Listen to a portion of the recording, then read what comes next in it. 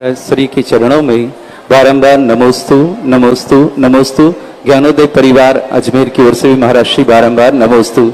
महाराज श्री 1 जनवरी 2018 आपके सत्संग सानिध्य में भूगर्भ से प्रकटित 51 जिन प्रतिमाओं को ज्ञानोदय तीर्थ में महोत्सव पूर्व विराजमान किया गया था।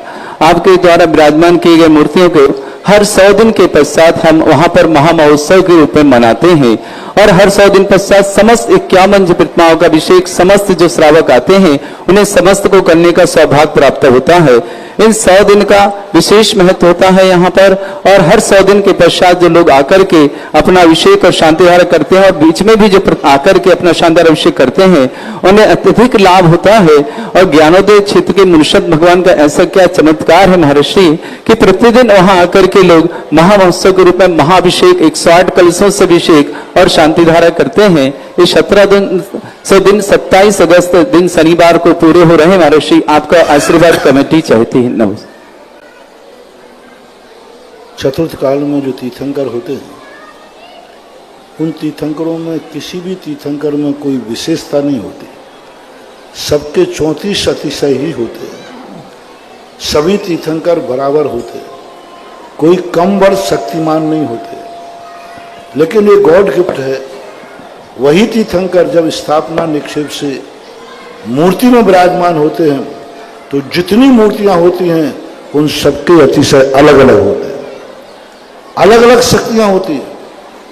उस मूर्ति में जब भगवान आते हैं, वही आदिनाथ, वही मुनिसुब्रतनाथ भगवान न जाने कितने स्थानों में, लेकिन किसी ऐसे पाषाण में जाके विराजमान हो जाते हैं कि उस मूर्ति का अतिशय, उन भगवान की महिमा इतनी बढ़ जाती है कि सारा जगत हतप्रभ रह जाता है उनकी शक्तियों को देखकर।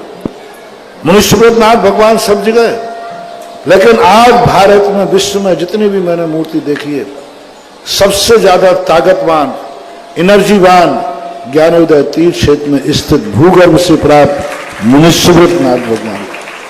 व्हाइट कलर की मूर्ति है और सबसे प्राचीन चिन्ह सहित मूर्ति।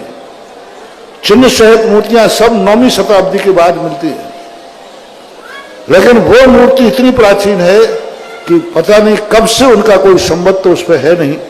अति प्राचीन मूर्ति चिन्ह सहित है। और वह मूर्ति जिस दिन मुझे मेरे हाथ में पड़ लगी थी उसी दिन मेरी जिंदगी धन्य हो गई थी। जय हो। और उस मूर्ति को देख करके ऐसा लगा कि आज इस पंचम काल में ये अनमोल निधियां हैं महानुभाव।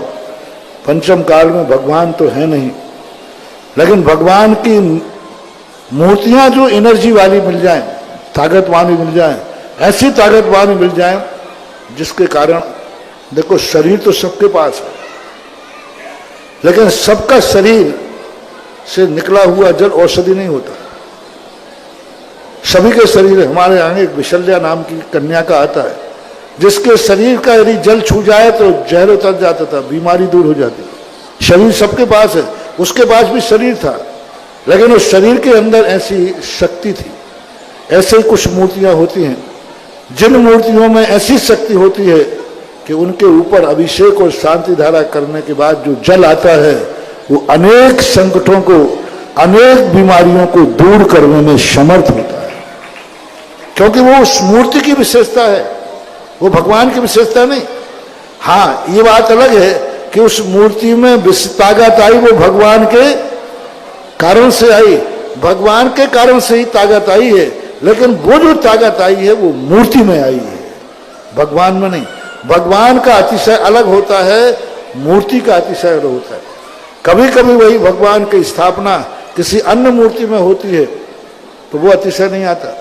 कभी कभी वह स्थिति ऐसी बन जाती है तो वो ज्ञानोदय तीर्थ क्षेत्र मुनिसुब्रतनाथ भगवान ऐसी स्थापित हुई कि उस मूर्ति ने एक ऐसा अलग जगाया, ऐसा अलग जगाया। हर 100वें दिन एक सारे भारत को आगाज करती है, हर 100वें दिन सारे भारत को अपना अस्तित्व बताती है, हर 100वें दिन उसका एक अतिशय प्रकट करने का अवसर देती है। तो 100 दिन के बाद ये महोत्सव मनाते हैं। और अभी 27 तारीख को उनका कौन सा माह, 16 कौन सा माह बन रहा है, वो बोले लो ना मोबाइल में, कौन सा बन रहा है? 1700 दिन पूरे हो रहे हैं। 1700 दिन उनको पूरे होने वाले हैं 27 तारीख को। बहुत अच्छा आशीर्वाद, सारे जगत को आशीर्वाद कि ऐसी मूर्तियों का गंडों तक लेकर के अपने जीवन को धन्य करे, यही आशीर्वाद। सभी से